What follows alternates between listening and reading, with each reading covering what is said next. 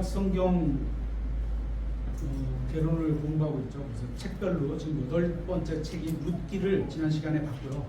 내용은 이렇게 끝났습니다. 오늘 두 번째 시간인데요. 지난주에 살펴본 내용은 룻은 이방 여인이었고 또 시어머니인 나오미는 유대인이었습니다. 그래서 나오미는 하나님을 섬겼는데 룻이 이제 결혼하고 나서 남편이 죽고 나니까 시어머니가 이제 다시 예루살렘으로 가려고 마음을 정했을 때 룻은 시어머니하고 함께 하겠다 그러면서 시어머니가 믿는 하나님이 시어머니 하나님이 내 하나님이 되고 이렇게 해서 내 하나님이라는 이렇게 자신도 그 신을 믿겠다 이렇게 지금 고백을 하면서 선택을 합니다. 그래서 시어머니와 함께 예루살렘으로 돌아옵니다. 그리고 진실한 주인을 만나게 되는데 그가 보아스입니다. 룻은 보아스가 보여준 친절이 일상적인 친절을 넘어서 자신에게 호감을 보인 것이라고 생각을 했습니다. 그죠? 다른 사람한테는 보이지 않는데 자신에게 조금 특별히 더 이렇게 씨앗도 더 많이 흘렸는가 해서 편안하게 주워가게 하고 기타 이런 것들이 그래서 호감을 갖고 있다라고 생각해서 그렇게 판단이 들고 이제 적극적으로 자신이 대시를 해봅니다. 우리나라 말로. 그래서 나오미의 지시로 룻이 보아스에게 접근했지만 룻을 향한 보아스의 친절로 인해서 룻이 소망을 이루게 됩니다.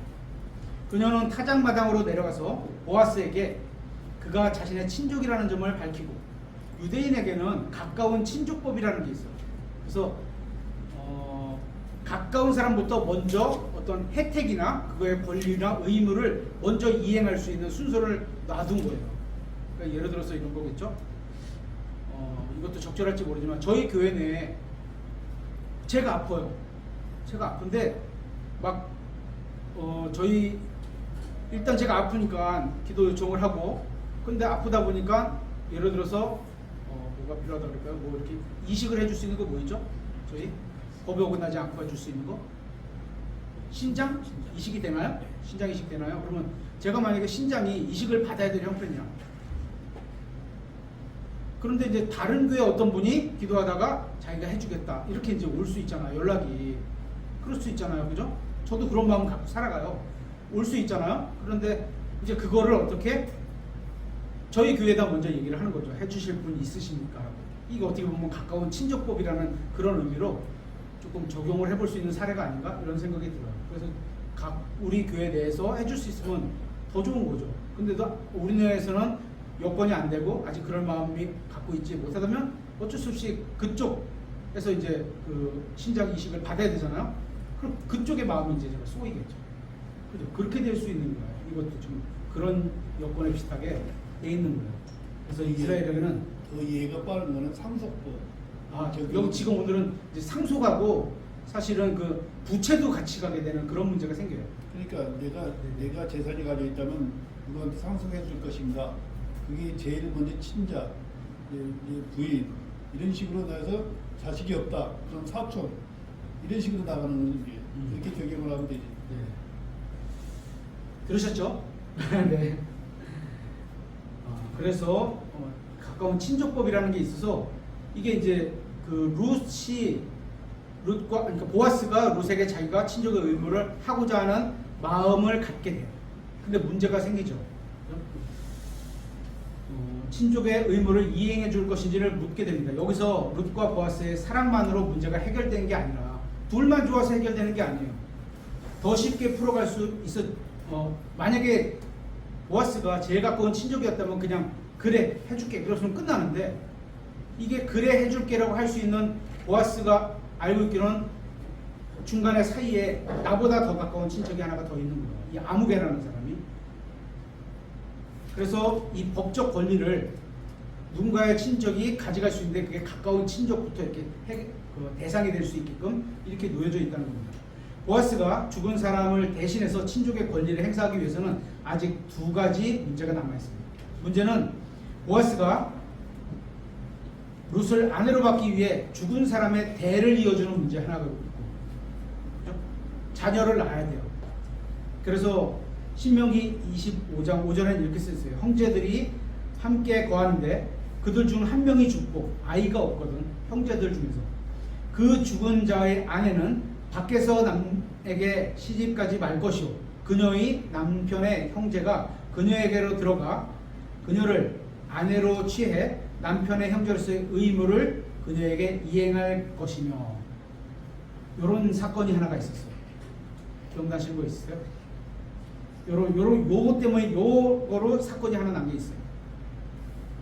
다말 사건인데요. 다말이 유다하고의 사건도 있지만 그 전에 오난하고의 사건이 있죠. 형제가 오난이었어요. 그래서 오난이 먼저 다말에게 들어가. 기억나세요? 네, 그런 사건이 하나 있었어요. 그래서 이게 요 같은 사건이었고요. 성경에는 이런 친족에 대한 권리로 인한 사건들이 있는데 대표적인 게 창세기 38장의 오난 사건이었고요. 그리고 그 다음에가 이 오난 사건이 있고 나서 그 같은 장에 유다와 다말 사건이 또 시아버지하고의 관계가 되는 거죠. 그래서 이게 다 이 가까운 친족으로 인해서 이렇게 나가다 보니까 대상이 되는 겁니다. 또 하나 다른 문제는 재산을 환수하는 문제가 있는 겁니다. 이게 이제 상속에 관한 문제가 되는 거죠. 상속에는 재산만 갖는 게 아니에요. 상속은 빚도 같이 갖는 거예요. 같이 갖고 오는 거예요. 갖고 있는 남은 재산도 당연히 상속이 되는 거가 있지만 그 재산만 갖고 오는 게 아니고 빚도 함께 갖고 오는 거예요. 그래서 우리나라 법에는 상속이 세 가지가 있어요. 하나는 상속하겠다. 부채건 재산이건 다 상속하겠다. 두 번째, 상속 안 하겠다. 부채도 안 받고 상속도 안 받겠다. 세 번째, 딱 봐서 재산이 많으면 받겠다. 한정상속 승인인가? 이렇게 그런 게 있어요. 한정상속. 그래서 재산이 많게 보인다 그러면 부채는 잘 안 보이는데 재산이 이렇게 많게 보여. 그래서 남을 것 같아. 그러면 그거를 신청해서 받을 수 있는 게 있어요. 우리나라는 이렇게 세 가지인데 지금 여기는 빚진 의무가 있어요. 그죠? 그래서 재산을 다시 회복시키는 겁니다. 레위기 25장 25절에 만일 내 형제가 가난하게 되어 자기 소유 중 얼마를 팔았는데 그의 친족 가운데 하나가 그것을 물으러 오거든. 팔았어요. 땅을 팔았어. 그죠? 근데 그걸 물으러 와. 그는 자기 형제가 판 것을 물을 것이요. 그래서 물러줘야 돼. 그죠? 그렇게 돼 있는 게 레위기 25장에 있어요. 그래서 두 가지 문제가 있는 거죠. 사람의 대를 이어주는, 자식을 낳아서 그 사람의 대를 이어주는 문제하고 재산을 환수하는 이 두 가지 문제를 해결하기 위해서 먼저 이 두 가지를 해결하려면 먼저 해결해야 될 게 있었습니다. 뭐냐? 가까운 친족법이에요. 보아스보다 더 가까운 사람이 있다면 그가 선택권을 먼저 줘야 되는 거죠. 보아스는 존귀한 사람이었지만 하나님께서 주신 율법으로 인해 최우선 선순위권자의 친족은 아니었던 겁니다. 최우선. 그렇죠? 보아스보다 더 가까운 친족이 있었습니다. 더 가까운 친족이 먼저 룻의 남편의 기업을 되찾을 권리를 갖고 있었습니다. 보아스는 만일 그가 권리를 행사하지 않으면 그때 자신의 권리를 행사하겠다고 룻에게 약속했습니다. 그렇죠? 보아스는 지체하지 않고 다음날 아침에 결심을 했으니까 바로 일을 해야죠. 확인도 하고 일을 이행했습니다. 결정력, 추진력 이럴 때 쓰는 게 있죠. 남자답다 이런 표현을 쓰기도 하죠. 그렇죠? 어쨌거나 보아스는 멋지게 보입니다. 룻은 임무를 성공적으로 완수하고 보아스가 준 보리 6대의 선물을 가지고 시어머니로 돌아갑니다. 그리고 4장은 구속이 이루어지는 과정을 보여줍니다. 다음날 아침에 보아스는 성문에 올라가서 앉았습니다. 성문에 올라가서 앉았다는 것은 그 율법을 잘 알고 그 동네 장로급이라는 거예요. 그래서 올라가서 어떤 판단을 해준다는 거죠. 그런 게 자기가 이제 그 정도 급이 되는 사람이에요. 그러면 보아스는 합법적으로 일을 진행시켰다는 것을 많은 증인들 앞에서 보여주었습니다. 이래저래 해서 그 나오미가 이렇게 있고 그의 딸이 이렇게 법적으로 딸입니다. 며느리는 법적으로 딸이에요. 그죠? 딸이 이렇게 있는데 그 남편이 가졌던 거를 내가 이렇게 가지려고 합니다. 그래서 그의 권리와 대를 이어주는 권리를 내가 다 이해하겠습니다. 이제 공식적으로 이렇게 표현을 하는 거죠. 많은 증인들 앞에서 보여주었습니다. 보아스는 장로 10명을 증인으로 세웠습니다. 자신이 한 일이 정당한 과정을 거쳤다는 그저 그냥 뭐 뒤에서 숨어가지고 막 이러지 않았다는 거예요. 그죠? 입증하고 있습니다. 보아스는 엘리멜렉의 소유였던 것을 회수했습니다. 성경의 이름이 아무개라고 나오는 그 친족은 먼저 이러한 일을 할 수 있는 권한을 가지고 있었는데 실제로는 이행하지 않았죠. 보아스는 자신이 회수하려던 엘리멜렉의 소유였던 대성물을 먼저 가까운 친족에게 제시했습니다. 하지만 그는 권리를 행사하지 않고 거절했고 결국 보아스에게 권리가 넘어가게 됩니다. 그래서 보아스는 재산과 룻을 모두 정당하게 회수를 합니다. 아이 없이 과부인 여자는 회수한 사람의 아내가 되어야 합니다. 그죠? 근데도 불구하고 자식을 낳아서 그 죽었던 남편의 계보를 이을 수 있게 해주는 거죠. 그래서 죽은 사람의 계보가 이스라엘에서 끊어지지 않을 수 있게 해놓으신 겁니다. 이렇게 해서 보아스는 이방 여인의 구원자가 되었습니다. 이방인의 구원자이기도 하신 예수님의 예표로 보아스가 이래서 나타나는 겁니다. 룻과 보아스의 이야기는 단순하고 아름다운 시적 표현으로 끝을 맺고 있습니다. 보아스는 룻을 아내로 맞이합니다. 이 세상에서 모든 것을 잃은 모압 여인은 시어머니의 조언을 받아들여 결국 이스라엘에서 엄청난 축복을 받게 됩니다. 모든 여인들이 원하는 주님의 축복, 주님의 복이 룻에게 임하게 됩니다. 룻은 아들을 낳고 오벳이라고 불렀습니다. 지난번에 찾아봤죠. 다윗의 계보에 들었잖아요. 이제 모든 사람이 나오미와 함께 기뻐했으며 사람들의 축하하는 예언으로 그를 마감합니다. 룻기 4장 14절에 여인들이 나오미에게 이르되 주를 찬송할지어다. 그분께서 이날 너를 친족이 없게 내버려 두지 아니하셨다. 그의 이름이 이스라엘에서 유명하게 되기를 원하노라. 오벳은 이새를 낳고 이새는 다윗을 낳고 메시아는 다윗의 아들로 세상에 오셨습니다. 룻기는 그리스도의 계보를 연결하는 다리 역할로 해서 누구에게로 연결해요? 다윗으로 만들어 놓습니다. 조금 더 살펴보려고 하는 것은 룻이 어떤 면에서 현숙한 여인으로 평가를 받을 수 있었냐 이거죠. 그죠? 그리스도의 신부인 우리 교회는 다시 말해서 여러분들과 저는 룻과 같이 살아야 된다는 거죠. 몇 개를 살펴보도록 하겠습니다. 1장 16절. 1장 16절. 룻은 신실했습니다. 신실하다는 건 하나님을 향한 믿음이 가득 찼다는 거예요. 그죠? 1장 16절. 룻이 이르되 나더러 어머니를 떠나거나 어머니를 따르지 말고 돌아가라 강권하지 마소서. 어머니께서 가시는 곳에 나도 가고 어머니께서 묵으시는 곳에 나도 묵으리이다. 어머니의 백성이 내 백성이 되고 이방인이지만 유대인으로 들어와서 살겠다는 거죠. 어머니의 하나님이 내 하나님이 되시리이다. 이게 되게 중요한 고백이죠. 어머니 하나님, 성경에 보면 누구누구의 아버지, 누구누구의 아브라함의 하나님, 이삭의 하나님 이렇게 표현이 있는가 하면 그죠? 우리의 아버지의 하나님 이런 표현도 있어요. 자기는 하나님과의 직접적인 관계가 없다고 이런 표현을 쓰는 거 있어요. 그죠? 근데 이 이방인인 룻 여인이 내 하나님이라고 표현하는 겁니다. 또 룻은 열심히 일했습니다. 2장 3절에 그녀가 가서 밭으로 나가 곡식 베는 자들을 따라가며 밭에서 이삭을 줍다가 우연히 엘리멜렉의 친족인 보아스에게 속한 밭의 일부를 만나니라. 뭐 우연이 없죠. 하나님 안에서는 우연이 없습니다. 우리는 우연이라고 하실지 모르지만 하나님께서는 진짜 멀리서 높은 눈으로 멀게 보시고서 어떻게 보면 다 예비해 놓으신 그런 자리가 딱딱딱 있는 거죠. 또 룻은 겸손했습니다. 2장 10절에 이에 그녀가 땅바닥에 얼굴을 대고 엎드려 절하며 그에게 이르되 나는 타국인인데. 유대인과하고 이방인은 서로 원수가 개같이 여기는 사이예요. 개처럼. 상대방이 개처럼 여기는 거예요. 그러니까 그에게 친절을 베푼다?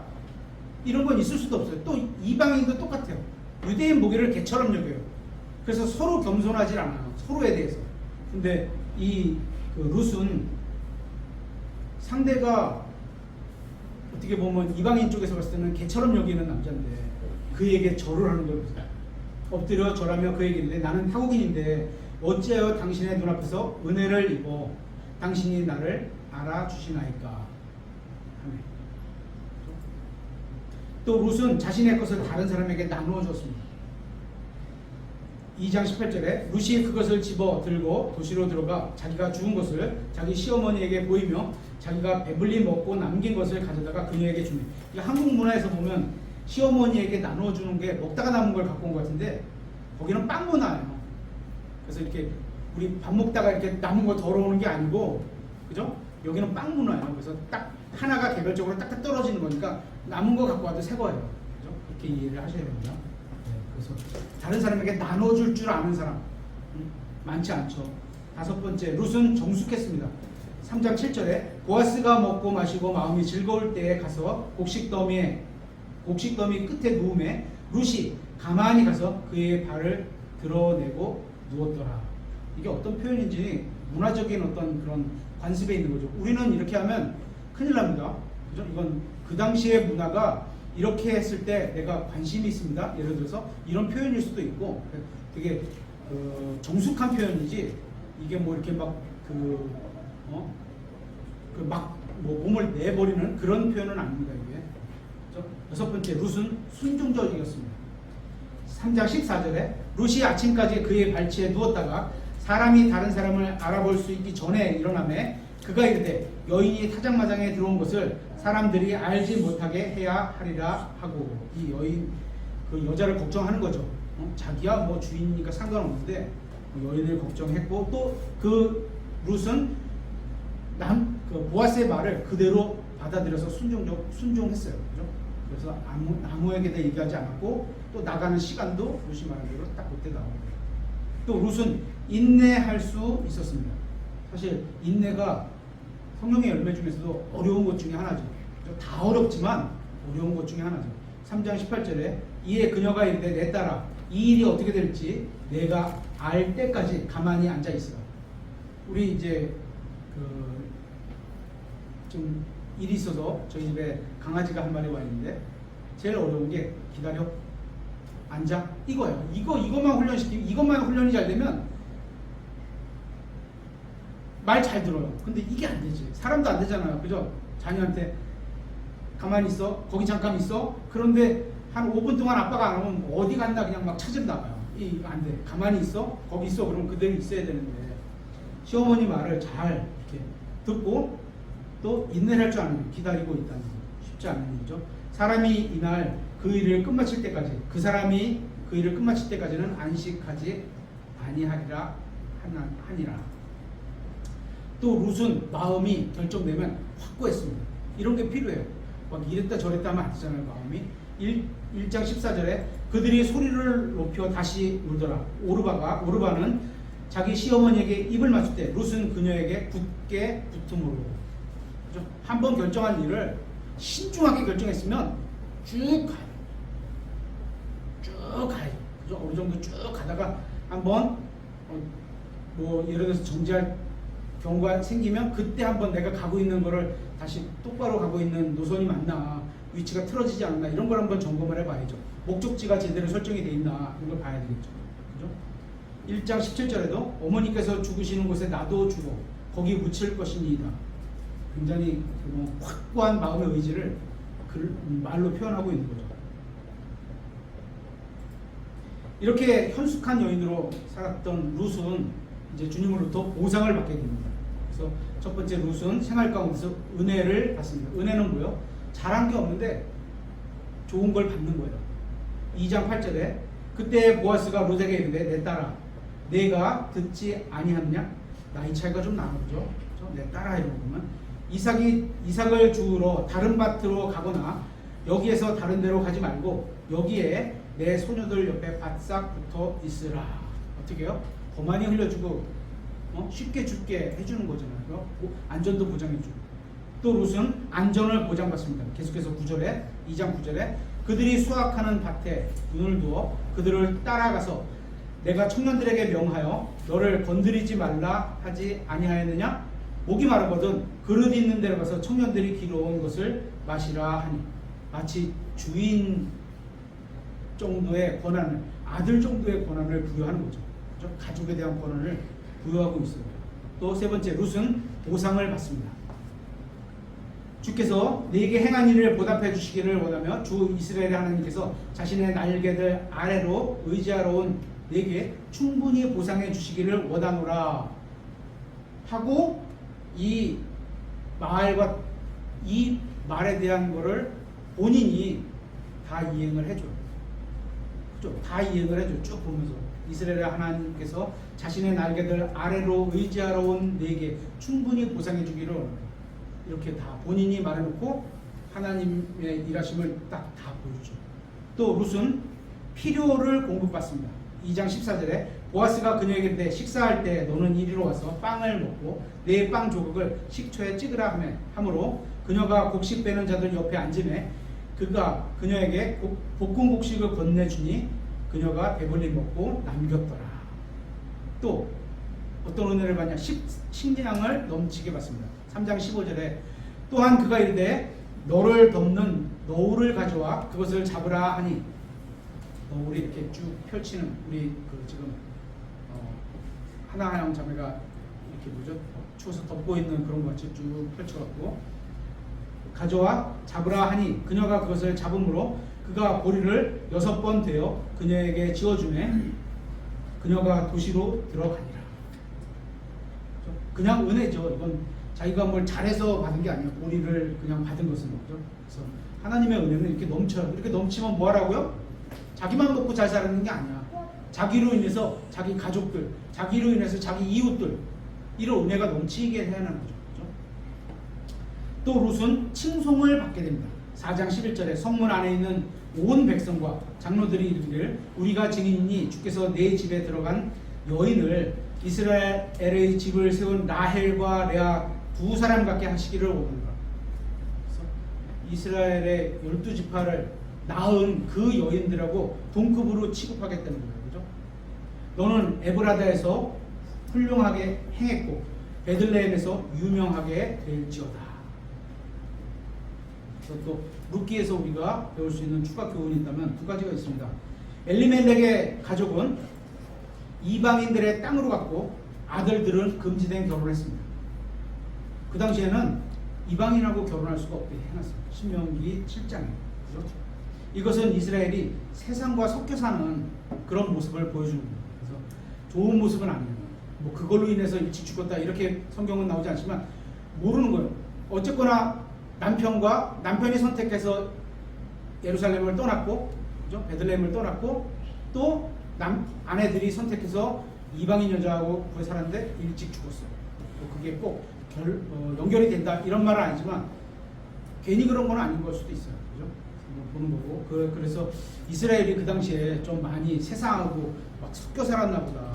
구분이 되지 않았나 보다. 이런 걸 배울 수 있고, 또 두 번째로는 나오미를 향한 룻의 헌신은 여호와 하나님의 아내인 이스라엘, 여호와 하나님이 이스라엘의 남편이었잖아요.